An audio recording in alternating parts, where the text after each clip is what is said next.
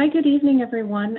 As we're waiting just a few minutes to get started, I'd love to invite each of you to use the chat liberally this evening and kick us off by first going over to the chat and introducing yourselves. Let us know you're here. And please also let us know what your affiliation is. If you're a student, say that. Community member, we'd love to know.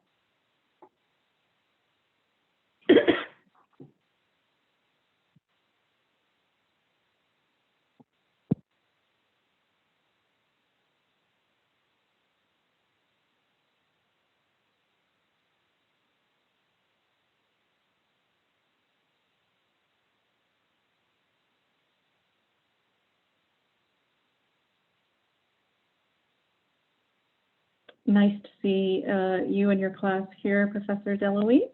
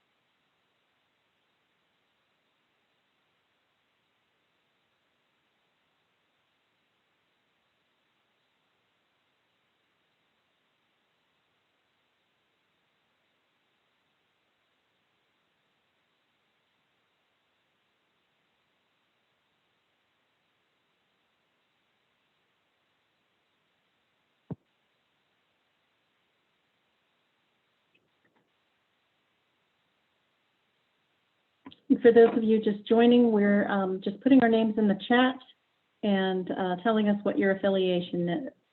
If you're a student, say that. Something else, please let us know. And we'll start in about 1 or 2 minutes more.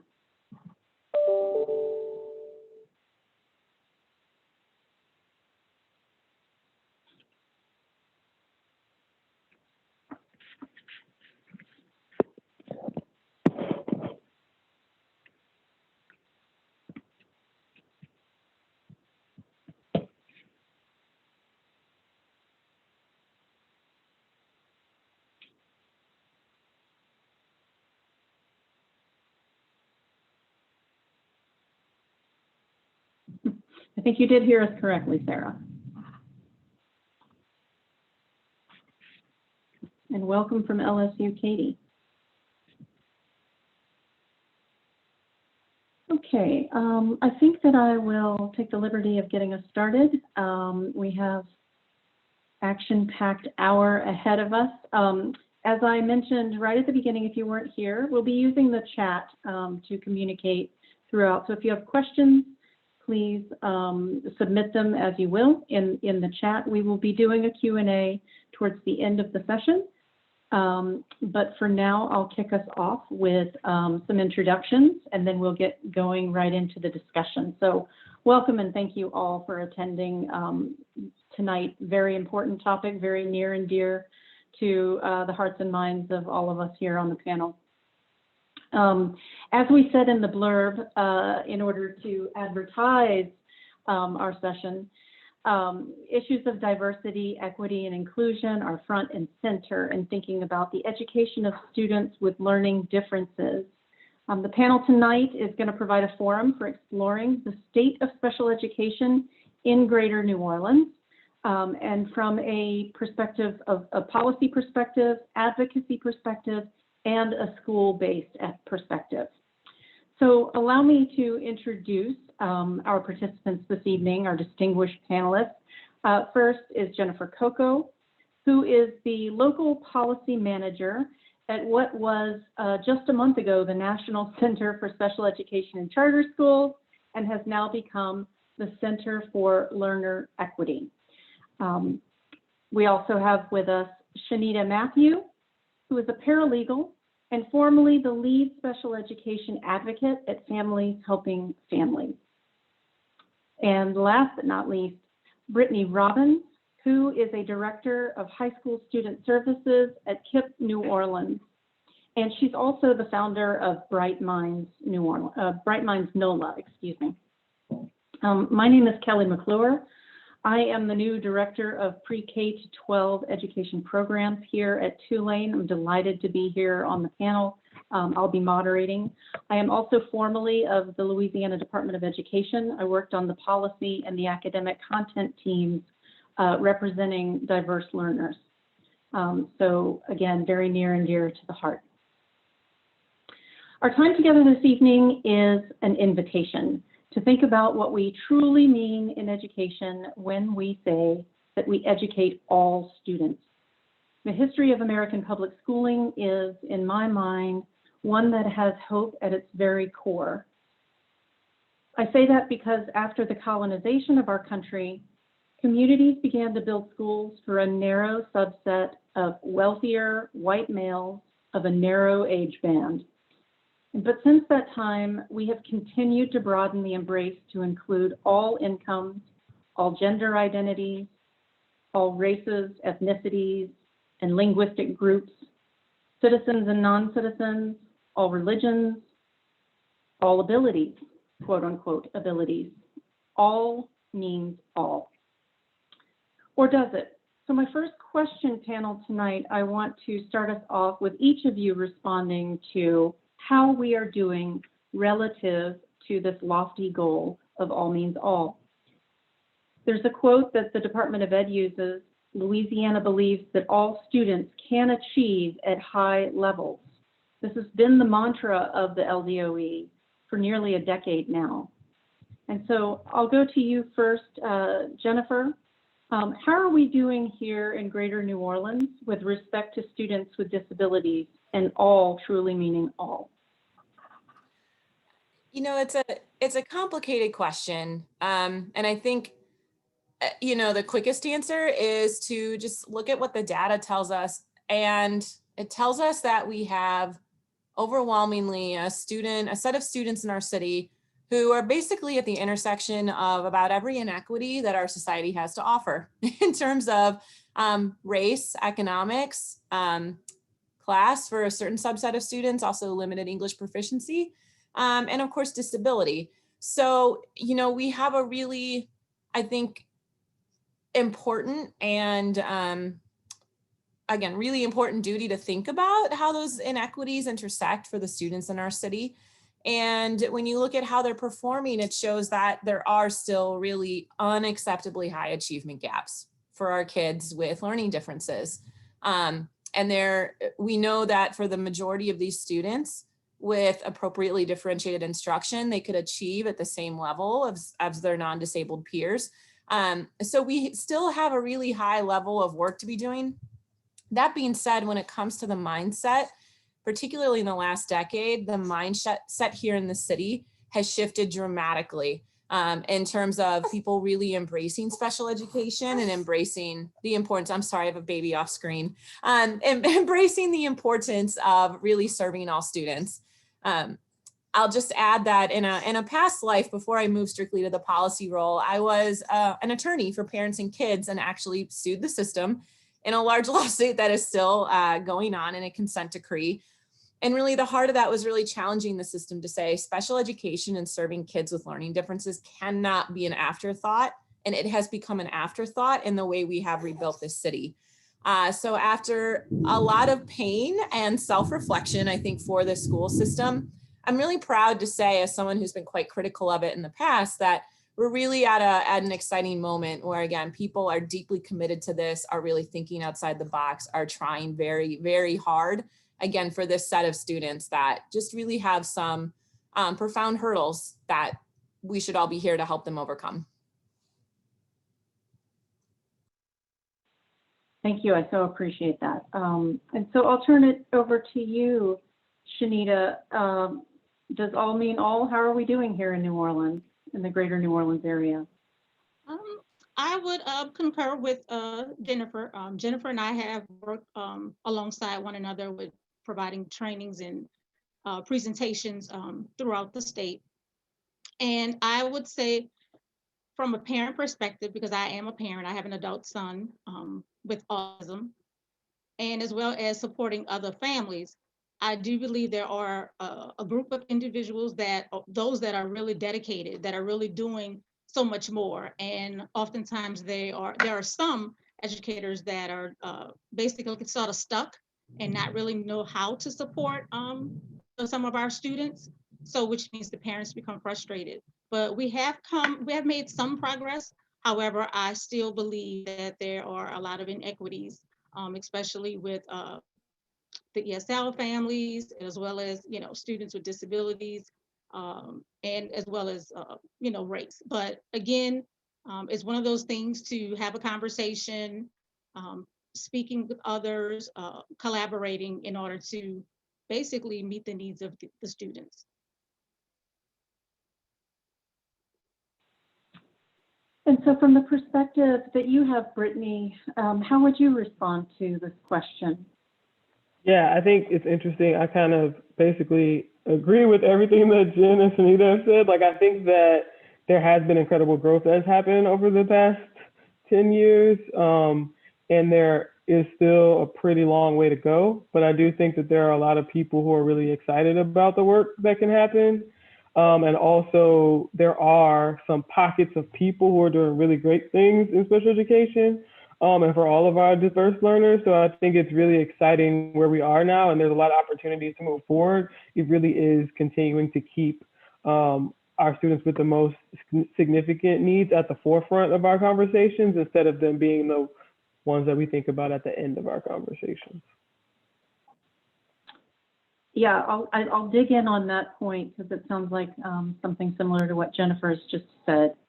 And so before we do that, Brittany, I think you're the person on the call that is today best poised to tell us what this looks like on a daily basis to work towards an ideal of all means all. So how do you feel, the schools are doing generally in terms of delivering on this promise? Yeah, I think I would kind of parrot the same thing that I said with a couple of additions. So I think that, again, like at a very like basic school level, I have seen a lot of school leaders and school staff who really are excited about learning how to serve students with disabilities and want to continue to receive like really targeted development to make sure that they're doing all of the right things. So we've seen a lot of schools put additional resources into the training, hiring, and development of our like specialized teachers. And I think that in itself has provided a lot of leeway for our schools to be able to even have the capacity to begin to meet the needs of those students. And I think paired with that, what we're also seeing is some more intentional programming and development for teachers. So we have programs like SELF that help to really develop people who are working with specialized populations to make sure that they are receiving the types of trainings that are going to empower them to be better in their own jobs, instead of getting a more tier one leadership development where they're not really learning how to serve these unique populations. I think also just across the city, we also have a lot more specialized programs. So those are, some of them are like school specific, and then we also have like program and like city-wide programs. So like Center for Resilience, like Renewed Therapeutic Program, like Opportunities Academy, who are starting to meet these very specific needs for a very specific group of students. And this is something that didn't exist before. So I think with all these, we are making some strides. And in addition to that, we are seeing schools also take more interest in increasing engagement with families and really helping them to be a part of the process. So again, we're on the cusp and we're doing some really great things, but we just need a little more time for it to all come together and start to really make sense in the data and hopefully show up in the data in a few years. I wonder if you could expand a little in thinking about, since many of the folks who are on the call tonight are prospective teachers, and And they will be teachers, I would imagine, for the better part of them. I do see there's a couple that are interested in specializing in special education, but for the most part, general educators in grappling with this issue. I'd love to hear from your perspective, what does it take for the general educators, say in your CMO, in order to best serve students? What are some of the practices that you're seeing that you think are holding promise? Yeah, I think at a very basic level, the most important mindset truly is that all of the students in your classroom are your students. I think that in itself kind of sets you up for success. Historically, and even now, there have been cases where a teacher may serve a class of 30 students and there'll be a couple of students with disabilities or English learners, and those students sometimes get viewed as like, oh, that's the special education teacher students, or that's the English learners teacher students, not mine. And just by embracing the fact and owning the learning of those students, you're going to shift the way that you approach their work with those students. So I think at a basic level, that's probably the most important thing that you can do as a teacher. Beyond that, I think asking questions, making sure that you're fully versed in those students' disabilities and the type of need that they have. And don't be afraid to reach out for support from the special education teacher, from the special education coordinator, to make sure that you have what you need from them in order to be set up for success with those students. Love it. So I'm going to put you on the spot and ask a question about pullouts, let's say, because for a long time in our history, the idea was it's easier and better for the students to pull them out and give individualized instruction. And the tide has really turned in that regard. We're doing much more push-in services and so forth. So I wonder if you could explain sort of a little bit of background here, if you would, to our future and prospective teachers about, what's at the core of that, pull in different directions of, whether or not we pull in versus push in, or pull out versus push in, or keep the students in the general ed setting for the most amount of time possible. Yeah, that's a really great question. I think two important things to know is that the way special education is set up, or the special education law is set up, is that we really want to think about our students with disabilities on a continuum in the least restrictive environment. So when we think about where the students fall in that continuum, either like mainstream, some push in, pull out, or all pull out, or being completely in a self-contained classroom, that really is something where there's not a hard and fast rule. It really is a decision that you make with the members of the student's IEP team. So as a general education teacher, you're a part of that decision. But when you're making that determination, what you want to think about is, how can this student achieve their really rigorous and targeted goals and be included with their typical peers to the maximum extent possible? So how are they going to get the most benefit? And so for some students, they are able to achieve in the general education setting with their peers most of the time. What they need is some very targeted interventions and some accommodations, right? And so as a school, we should be pushing for that most of all. If we can do it in the general education setting, that's the most beneficial to students. And we kind of scale back from there based on where the student's level of need is and how the IEP team determines that the student can be included with their peers to the maximum extent possible. So can't really say yes, like a hard and fast rule, because it really is an individualized decision by each kid. That's really helpful, though, and I appreciate you giving voice to it. So Shanita, turning to the advocacy perspective that you represent this evening, and we've just talked with Brittany a bit about where things are now. I wonder, how have things changed from your perspective since Katrina with regard to special education? Both Jennifer and Brittany have said, there's been some pretty significant mind shifts. I just wonder if you could speak to it from an advocacy point of view. Sure. I would say the school system has changed dramatically, especially since Katrina. And with that being said, prior to Katrina, of course, You've always had parents who were looking for what they would call the best schools, for their children. And also think about choosing a school. It wasn't as difficult in choosing a school or simply getting, into a school. However, since the shift, you have since Katrina, you have it whereas more parents again are still looking for good schools, um, great schools, schools in their neighborhood, and they're wondering why they can't enroll their child in a school that's near their home. Prior to Katrina, of course, you had families that were seeking where the school district basically be held accountable in regards to ensuring that all of the schools were meeting the students' needs, and then looking at the data in regards to the scores, school scores. So parents tend to look at that, tremendously in regards to making decisions. With that being said, what parents actually are still frustrated. So even prior to Katrina, they were frustrated, and they're actually still frustrated. You have a group that are still frustrated and with different means. And so when I say that, it's because you no longer have a neighborhood school. Um, and then, of course, the one app process, for some families, difficult to navigate. Um, and then just the idea of, the transportation in regards to, getting the kids to school.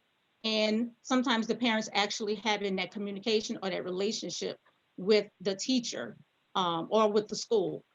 They feel as though a lot of things have changed in regards to, now each school here in Orleans Parish is its own, district.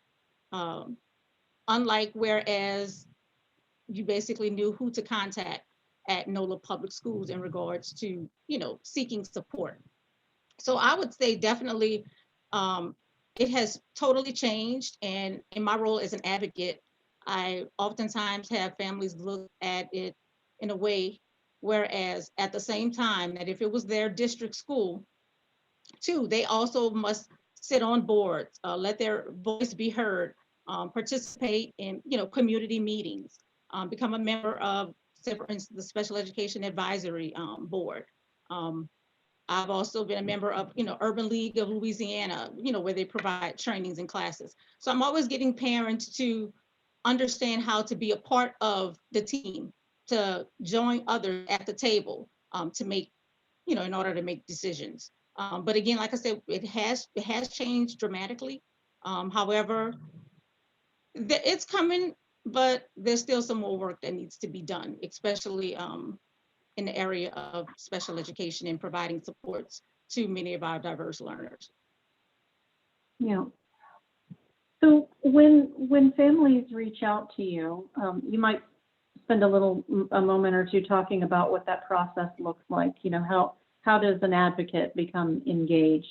Actually, let's let you speak on that. How does an advocate become engaged with a student, their family, or the school? Okay. So a family becomes involved with the agency. And just so you all know, I'm with Families Helping Families NOLA, and it's one center within a network of 10.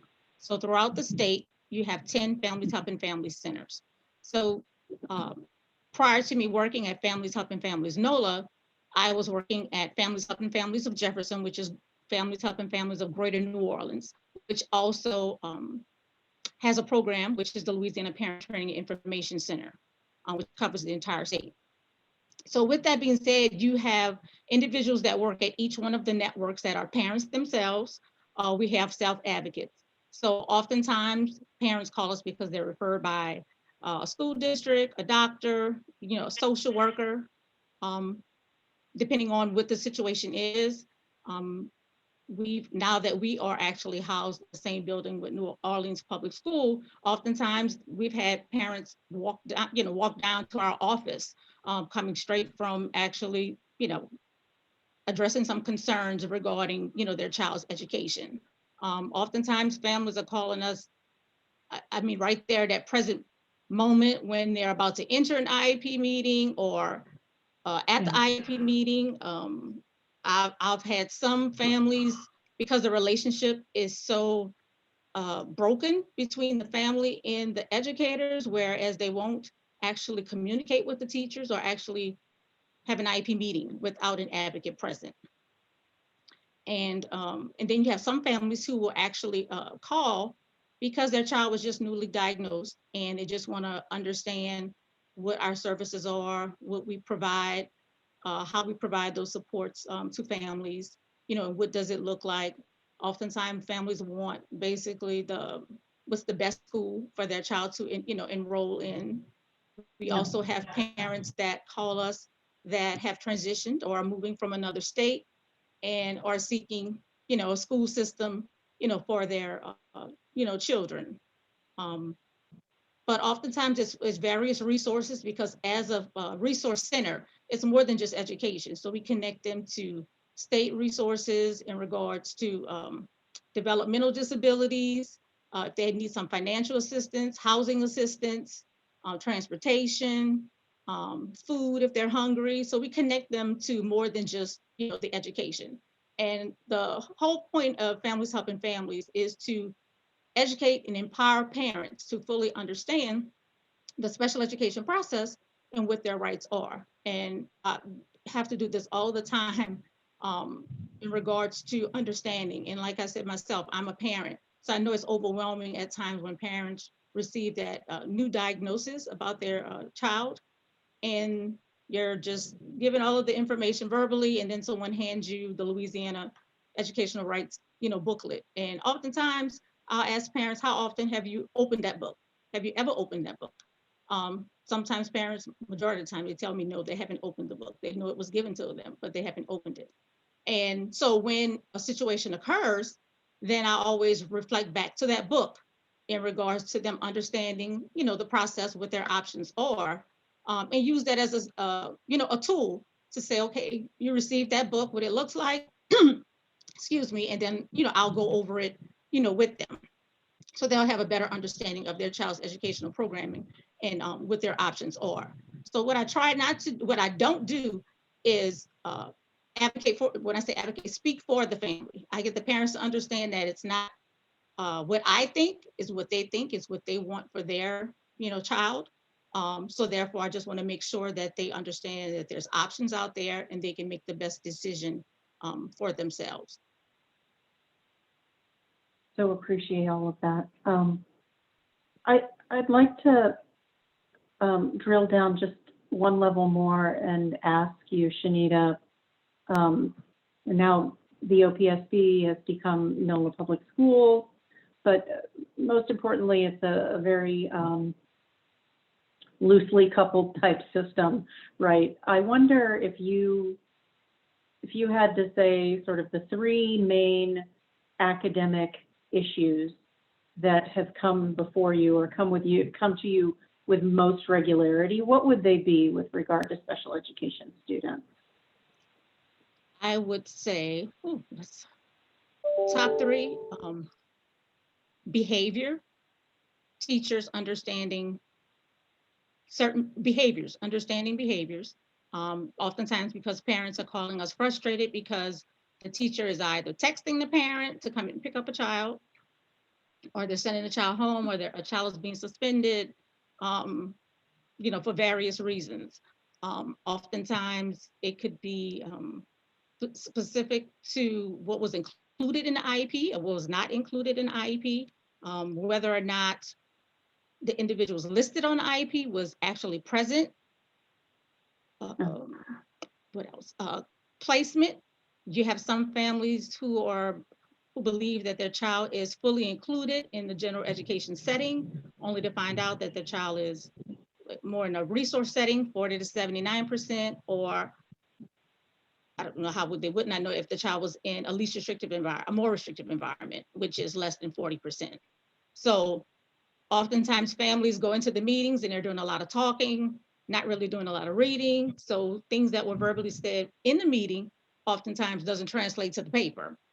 So the parents realize later that the IEP doesn't translate to what was verbally explained to them. Or even if the teacher has some concerns regarding the IEP or some supports and services, for the family, then the teacher basically is, like I said, communicating via text in order to share any ideas, anything like that, with the parent. So, I mean, it's numerous things, but I want to say the top three would be behavior, and basically not really understanding the IEP process and really understanding IDEA. And including with that understanding IDEA, I really find that there's a disconnect between general ed teachers and special education teachers. Plenty, because it seems as if it's like you do your part, and it's not like a team effort. So oftentimes you'll sit in a meeting and a general ed teacher just gives you, the basics. They don't really, know much about, the student. But that happens, quite often as well. Thank you. Brittany, I'd like to ask you about that, sort of the split of gen ed versus special ed for the students. I think that might be helpful. Tell us about, the importance, like what does great collaboration look like in the schools that you're a part of between special educators and general educators? Yep. So I think one piece that's at the foundation of great collaboration, again, is like everybody viewing all of the students as their responsibility. Because when you lead from that approach, you start to operate under the guise of like, let's make sure that learning is accessible for everyone, right? And that includes every type of learning need. But I think on a very basic level, it really is just shared accountability, shared planning time, and shared interest in students meeting the outcomes that have been set towards them. So what we often see is that there might be a special education teacher per grade level, right? So that way, that teacher can spend a lot of concentrated time with those teachers in that grade level, build really solid relationships with those teachers, and be able to get to know the students really well to set up a foundation for what really strong instruction could look like for those specific student groups.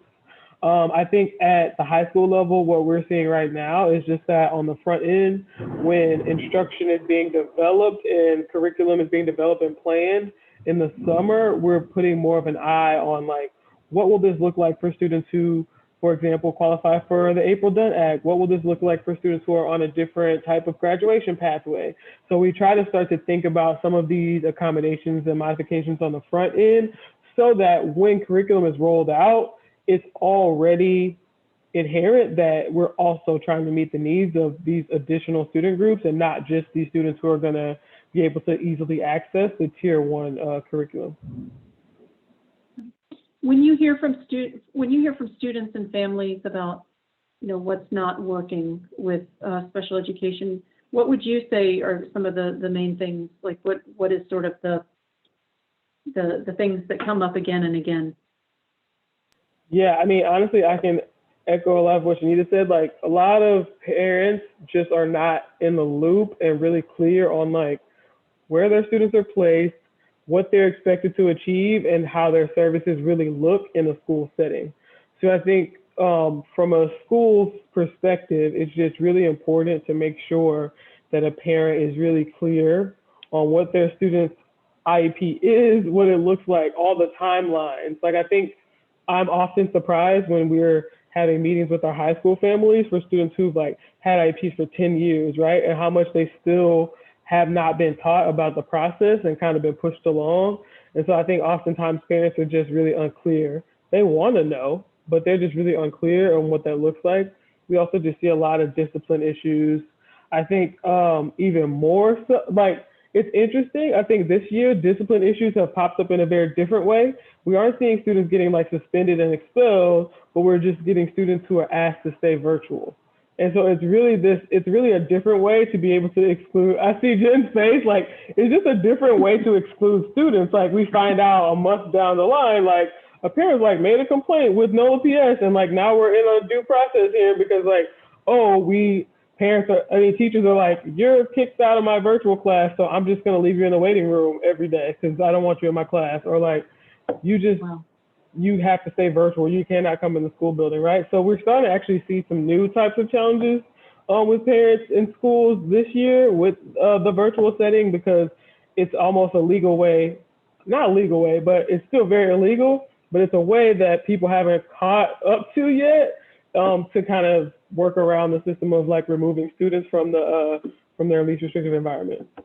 So that's something that we're trying to brainstorm on right now, because it's definitely a new challenge. That is fascinating. I had never even considered that. So thank you for that example. I'm going to turn to Jen. So you have sort of the policy view. You know, certainly you've had it at the district level, the state level, and the national level. The district, as it were, here. So what do you think about the key levers that policymakers and policy implementers at the district and state level should be employing to continue progress towards successful outcomes for students with learning differences? I think the policy levers, to even kind of answer that question, I want to just frame what we're working with as a school system. Shanita referenced it, but I think it just cannot be emphasized enough, and almost every conversation about our system needs to start with a reminder of what our system is.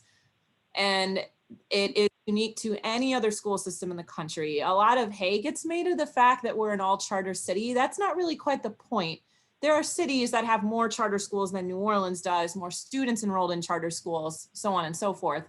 What makes our system so special is that under state law, every single one of our charter schools is legally its own school system, like its own school district.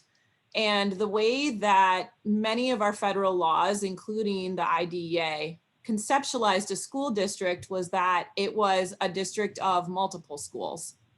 And so we've really created a really difficult policy challenge that manifests itself in a myriad of challenging ways, where we essentially undid the whole infrastructure for how one would provide special ed. The challenge with special ed, particularly from like a district or administrative level viewpoint, is that you've got a small group of students who need a lot. They need a lot in the way of specialized services. The greater the disability, oftentimes the more expensive, just because you know, you think about, okay, I can hire one second grade teacher and they're going to serve, you know, 25 kids. God, I hope the ratios are that low. I don't actually know. Maybe they're higher. But Brittany shirts her eyebrows. You could have maybe 2 special ed kids that need just one teacher, and that teacher isn't going to work with anybody else. So that principles of economies of scale get really complicated. And when you start to make the whole school be the whole district, and then we replicate that in New Orleans times, I think, 83 schools, that's 83 school districts that are having to recreate a really complicated infrastructure for kids with disabilities. That is 83 school districts that have to create that entire LRE spectrum. So within one school building, you have to be prepared to do a course inclusion, which is lovely and easy in theory because everyone's just in the classroom, right? But actually really, really difficult to make sure that you're differentiating your instruction for everybody in one room. Equally easy, quote unquote, is just like segregation. Expensive, but also like a place to put kids. That's bad too. We don't want that. So this challenge of really figuring out how do you differentiate and how do you make sure that you as a school are not building what you as a school can afford, you're building what is individualized to every kid. That's extremely challenging. That's not easy for anybody. Like no one in the country is like, you know, doing this as a cakewalk in their sleep, like without any effort. It's a lot of effort. Our city has made it really complicated and a lot harder to do, and in some ways more expensive. So that to me is the hard policy issue. If I could wave a magic wand, I would probably say, like, could we maybe try to figure out how to centralize more services and think about, like, we're one city with special education and a population of about 5,000 kids with disabilities. So how can we figure out how to centralize different components to make it easier upon everybody, particularly the kids that can access specialized instruction? Brittany referenced it. We've come a long way in providing specialized instruction, and we're really starting to think as one city when it comes to that. So who are our kids with severe cognitive needs? Instead of recreating that program at 83 schools, let's think about where we can create a few of those, still offer parents some choice, but make sure we're actually doing something that's truly specialized. But it gets a lot harder for those kids that maybe need a resource setting. There's a portion of that LRE spectrum that needs to exist in all 83 schools. It just does. And every school needs to be prepared to serve them. And that's challenging to do. So when you look at the policy levers that I'm thinking about, like what can we push? Very little of it is at the federal level because the federal government essentially gives money with some regulations, but a lot of the action isn't necessarily happening there. For our all charter system, a lot of the policy levers start at really our state legislature. So what's the set of rules and regulations they're creating for how our schools will operate? And then there's a whole lot of really cool, innovative stuff we can do at the district level. Now that NOLA Public Schools is the authorizer for nearly every charter school in the city. That changes the game when it comes to special ed a little bit, but essentially, if NOLA Public Schools gets to kind of be the governing board to say how are charter schools doing, do we let them stay open or do we not? In exchange for that conversation, you can say, well, here's our expectations for what special ed should look like. So there's a lot of kind of cool, interesting opportunities that we have. And where the rubber meets the road is where policy meets politics, right? And what are we comfortable with doing and what do stakeholders want? So those are really kind of the big picture things that I have swirling in the different types of work we're trying to do in terms of thinking, how do we move the needle for all kids in this city to make sure we live up to the promise of all meets all? Yeah. And so, part of this movement in the direction of an all charter district was, in dismantling that sort of centralized authority. And then here we are now several years in, and there's an argument I'm hearing you make for the centralization of specific services. What's getting in the way of that happening right now? Because obviously it's in progress, it hasn't been done. And what are the main pieces that get in the way? I'm sure politics is among them, but what do you see in your work of, like, again, if you had that magic wand, where would you direct it? There is some really valid points to be made that at the heart of, why is a charter school a charter school? And this isn't a New Orleans or a Louisiana thing. This is just sort of like a national, like, why is a charter a charter? In exchange for freedom from a lot of regulations is the promise to innovate. So with autonomy comes innovation.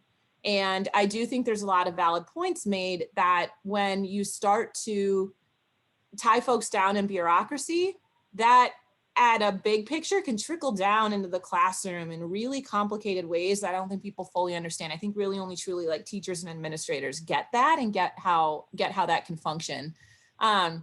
So essentially, not to just talk it all up to politics, the politics are folks who are really accomplished, experienced charter school leaders that have done great work here in the city, being, I think, validly fearful of, if I give up some of that autonomy, will I still be able to do the things that I want? So what happens if I start to give up a piece of my independence to, in addition to the toddler, or baby, I also have a toddler.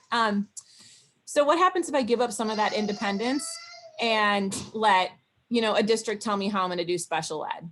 Are my hands going to be tied? And so those are really interesting, I think, valid concerns that we have to navigate. I think I tend to come down on the side of, like, things that might be difficult for adults shouldn't be, it's actually better for kids. So I'm kind of always like, if this feels problematic for you, let's figure out how to make it less problematic. But if it's really right for kids, then maybe that's the thing we need to figure out how to do in their best interest. So that's sort of been my guiding philosophy on the issue. Yeah, that's terrific. We're going to return at the end of this for what my colleagues call an optimistic closure. But before we do that, I'd love to open it up now to those who are here in the audience. And we've got the chat open and would love your questions from where you sit. Where are the, what are the pressure points? What is it that you're interested in or don't quite understand yet that you could ask the panelists to help explain? Or maybe you have a controversial subject you'd like to put on for us to debate around. But we're open in the chat, and let's see if there are questions.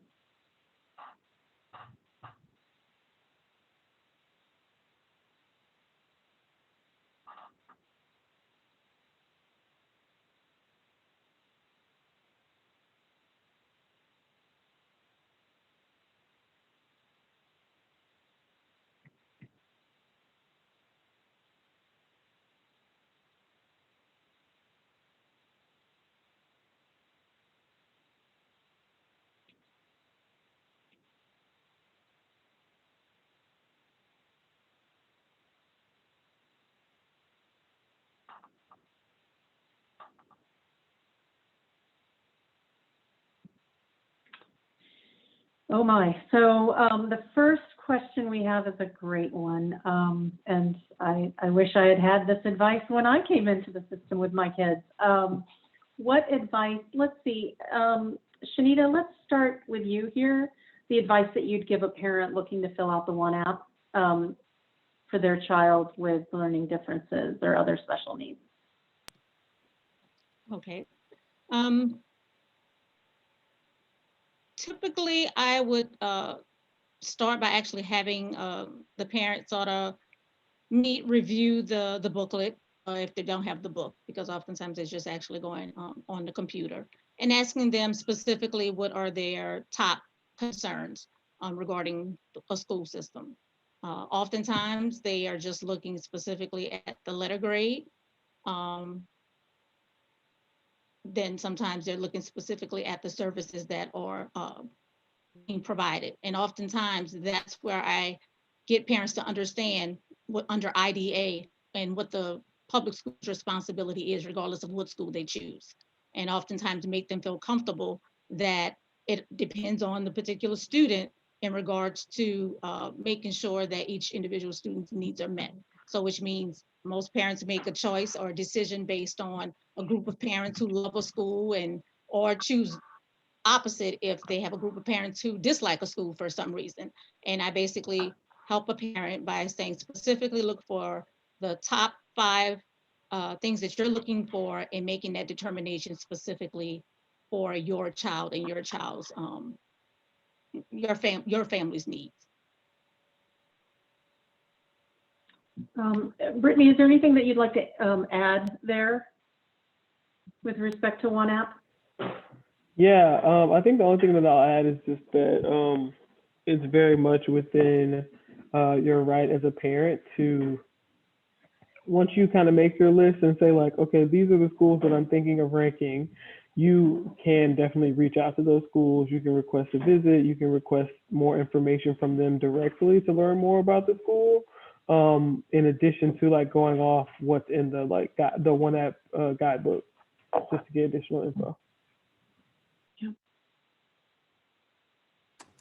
Wanted to hear really quick, because this has actually been a complicated issue. But before we had One App, it essentially was a parent just had to go around every school and essentially say, do you have an opening? Can I apply? And there was no uniformity in terms of applications or deadlines or even like a common calendar for when enrollment happened. And it was chaos, like really wild and really difficult for families, particularly if you didn't have a car, you just had to ride the city bus all over to stop at different schools. So when I look at that context, I still am a big defender of One App and think it's really, really critically important and actually is, I think, driving equity in our city because it's just a one-stop shop that cuts out a lot of the ways in which parents otherwise could have a myriad of challenges that have nothing to do with school in terms of filling out the One App. When it comes to special ed, where we still need to do much better, part of that lawsuit I mentioned that we did, part of the settlement was that schools were going to do these special ed profiles to explain what was the special education program in their school, because we recognized that a lot of the information parents had wasn't specific to special ed, and it was really confusing to figure out, like, that's cool that this is your test scores, but what do you have for special ed? I'll be the first to admit those programs were a good idea and good intent, and they're still not giving parents useful information to figure out how to navigate it. So my apologies to Brittany and her colleagues that have to fill out these profiles that I don't really think are very helpful. So that's a district level challenge that I know NOLA PS is still thinking about. I participated in some discussions thinking about that. Like, how do we get information to families about special ed programs so that they can figure out where to enroll? The big asterisk on that is that if a school doesn't have it, but a family comes, the school legally has to figure out how to provide it. So it starts to get a little complicated to say, like, you can't just say, well, we don't do autism. Like, that's illegal and discriminatory. You don't get to say that. So what's that balance of letting a family know, like, hey, there's no kids with autism here, but if you come here, we'll figure it out. Like, that's the legally appropriate answer. Maybe doesn't inspire a lot of confidence. How do you say that? Right. And it's really complicated. So I think that's what that question's getting at. And we have by no means solved it, but something people are thinking about.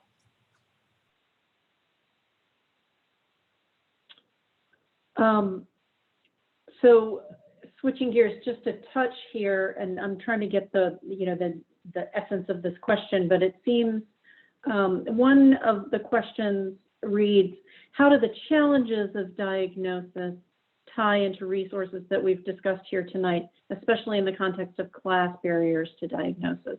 So let's maybe home in on that last portion there around the intersection of class and getting the proper diagnosis in a reasonable amount of time.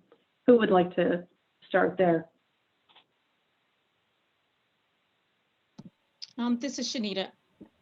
From what I've actually seen from my position, and Jen actually stated it a little bit in regards to having the resources to support the individual student's needs. So oftentimes I will see, let's say a student requires someone who is trained, more in ABA to provide behavioral supports. Oftentimes to hire someone specifically to support a student, they may say they don't have the funding to do it, or the funding is limited in order to do so, or a charter school may have utilized every bit of space in their school building and can't or won't create something a little bit different if they need it for an individual student's needs. Or even if a student requires more speech therapy services or orthopedic occupational therapy services, when you have to utilize money to support individual students who require more needs, then of course, you dig it into their pockets. But a lot of schools don't realize that there's a whole different pool of money that they can actually check to see if they qualify for through the Louisiana Department of Education. So I think a lot of schools basically just don't realize the amounts of support, or really don't want to, I'm just going to say, don't want to or choose not to, spend the extra money or funds to support those students. They just basically feel as though they have it, they'll get it done, but oftentimes it puts more strain on the rest of the employees because of course they're frustrated and they need some more support. So a lot of times administratively, teachers are frustrated because of their administration and just basically don't voice their concerns, but it comes through the parent to the advocate, and then it's presented in a different way at the IEP table. I think also to add to that, I see the word diagnosis, and I also am thinking about if we're talking about the identification and evaluation of students with disabilities. And I think if we're thinking about it from that perspective, I think the problem is actually the inverse, where we see an overrepresentation of students who are in poverty or students of color in special education. So I think that oftentimes what we're seeing is that through Child Find and through the school system, a lot of students are being identified for the most part with their learning needs. What we're seeing is the challenges that we have to actually meet those needs when everybody's kind of operating in isolation. It's like, not that identification isn't a problem, but I think that we have some pretty good systems to get kids evaluated and identified with the disability, but once they're there, how do we actually provide high quality services that get them to where they need to be is the biggest challenge, I think. I'm really glad you brought that point up. Thank you for that, Brittany. What about private schools? I'm sure there's some great opinions here on with regard to services in private schools. Some of us here have had our own interactions in these environments and not fared too well. But I wonder if, from a sort of away from the parent perspective, if any of you have knowledge about, sort of what is the difference here between public and private? This is Shanita. So again, if parents actually call us, because that happens quite often in regards to them just wanting to pull their child out of the public school system and enter a private school setting, having them fully understand what that actually means under IDEA and giving them their options in regards to, their rights within a public school system versus their rights in a private school system. And what I do is basically provide them with documentation in regards to what is written within the law and the IDA.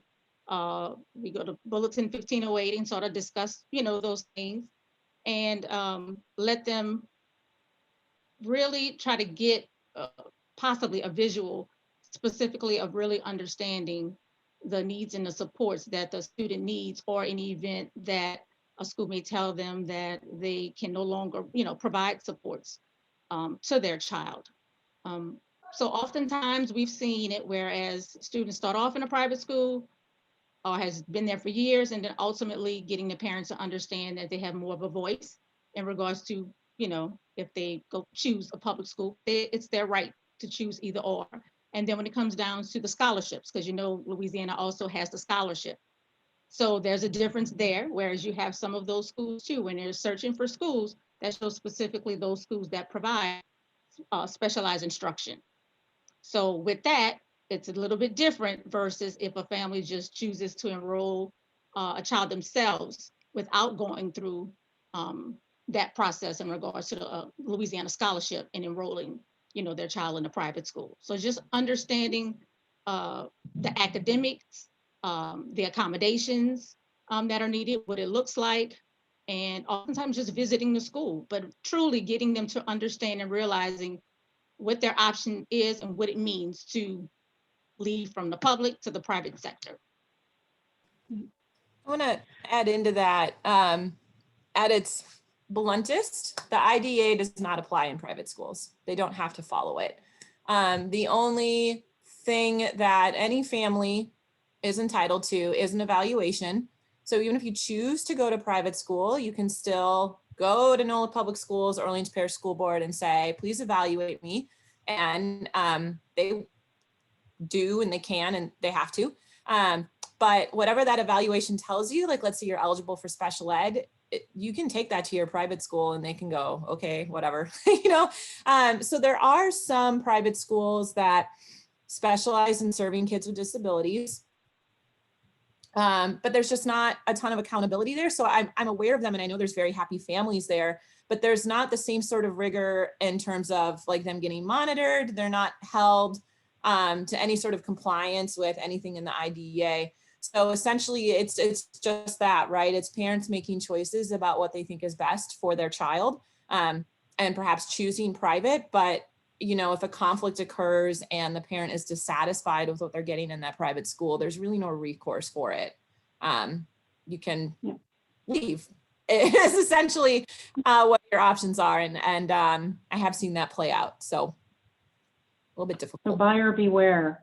Yes. So panel, I'm going to ask you to close in a moment, and I'm just going to pose a very simple question, which is what gives you hope But before, as you're thinking about your answers, I want to thank everyone again for being here as part of our panel this evening, for all of the attendees, for taking an interest in this topic. It's an important one, obviously, for so many reasons, and certainly aligned to the objectives of the course that you're taking in Education for a Diverse Society.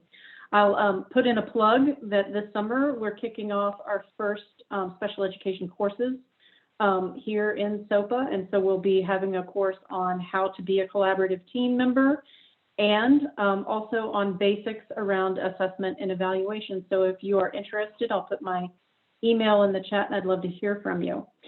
But with that, I'd love to turn back to everyone and just in as succinct a way as you can say, what gives you hope? Jen. Two things give me hope. From where I started in this work a decade ago, the level of sophistication, care, and seriousness about the way we're like even talking about doing special ed better. Like we weren't even talking about that a decade ago. It was an annoyance. And now it's like top of the list, front of mind. And we're seeing more and more schools understand that if I could get special ed right, that would actually allow me to meet the diverse needs of all kids, even if they don't have an IEP. And COVID more than ever is going to make that a challenge. Everybody is going to come back to the building with diverse needs. So the more we embrace that mindset, the more we're going to be in a better place. And so I'm so happy that collectively the conversation is so shifted there. The other thing I really am excited about, and that gives me a lot of hope, is that, again, with special ed being this afterthought or this like gotcha, it can still feel like a gotcha to folks when they get monitored, but more and more we're seeing folks embracing, I don't understand this, or I'm not very good at it, and I want to ask for help for how to do better, rather than I'm going to pretend that I don't have this kid, and I'm going to pretend that this is not a problem, and I'm just going to wait for the family to leave. Because I know them for long enough, they'll probably just leave and go to another school next year. We're not seeing that, way less than we used to. I don't want to say it doesn't happen anymore, but it's definitely much better. And folks being willing to say like, hey, I think I need help with this. And they're going to go to NOLA PS and say, help me how to write better BIPs. Or they're going to go to the Special Education Leader Fellowship and put their folks in there. So the only way to get better is to admit that you have a problem and that you know what you're not good at. And I'm so excited that people are feeling more comfortable to be transparent about that. That actually meaningfully means we're going to start to get better. All right, thank you. Shanita. Okay, so like I stated, my son is 18. So from when I first started, and this was part-time, and now here it is over 15 years in regards to supporting parents. I find that I have been successful in getting parents to effectively advocate for themselves, to have a better understanding of what special education supports and services means, and also professionals. I oftentimes have professionals that will reach out to me just seeking support for themselves and better understanding what their role is and what they're doing. And when I'm sitting at a table, an IEP meeting, or if I'm sitting on a committee, ensuring that it's not it's all of us. It's not just me, it's not just the family, but everyone at the IEP team table understanding that it's a team, because oftentimes I've been in some IEP meetings where, everybody's just to themselves and straight poker faces, but trying to get everyone to realize that it's a collaborative, effort from everyone. So in all my years, what gives me hope is that when those parents come back and state to me that they truly understand what the process entails, or see how the IEP meeting is conducted when I actually, when I'm present and when I bring certain things up, those things make me realize that what I'm doing is basically for the families as well as for the professionals, to ensure that there's continued collaboration and continued communication with the families, and making sure that the child's needs are being met. Thank you. Brittany. Excuse me, Brittany. Yeah, I think there are lots of things that give me hope, because I'm always looking for a bright side. But if I had to name it, some of it, I think one of the things that gives me hope are the spaces like these and the conversations like these where people are like very interested and want to know more about the state of things in special education, specifically for our younger educators who are like going out and about to be in the workforce. The more people are informed and interested and like willing to do the work to understand how to truly serve the needs of all their students, we can start to spread out that mindset and get everyone else to like grow and start to be really invested in that work. So when we have younger people who are getting out there and approaching the work from the start with that mindset, it makes a really big difference. I think also, I'm just really excited about all of the different, I think smaller organizations that have popped up over the past few years that are like all about empowering parents and all about really making sure that our schools, as well intentioned as they are staying accountable to the work that needs to happen for our students. And so I'm excited to see that continue to happen to make sure that, you know, we're all keeping an eye on how things are going and that we're continuing to support our kids. Thank you. I'll add in my own optimistic closure, which is, might sound a bit trite, but I mean it with sincerity. It's the students and the teachers. Because they're showing what can be done every day. And when I left the state, we had spent the last 3 years in the Division for Diverse Learners. I particularly had overseen work of a project that was getting Tier 1 curriculum into the hands of students with the most significant cognitive disabilities across our state. And getting those students into general education settings to the extent possible and necessary. And we started off a few years ago with that work with a lot of naysayers and slowly began to show, the students began to show just what was possible. And it was along the lines of things that we never thought possible before. So I'm very inspired by it. I'm inspired by the real work that people do. But coming back to the kids, they are resilient, they are brilliant, and they're showing us the way. So with that, I want to thank everyone once more. Please reach out to us and enjoy, keep digging in on your learning for education in a diverse society. And thank you especially for those who are not Tulane students and chose to attend this evening. We really appreciate you being here. Have a great evening, everyone.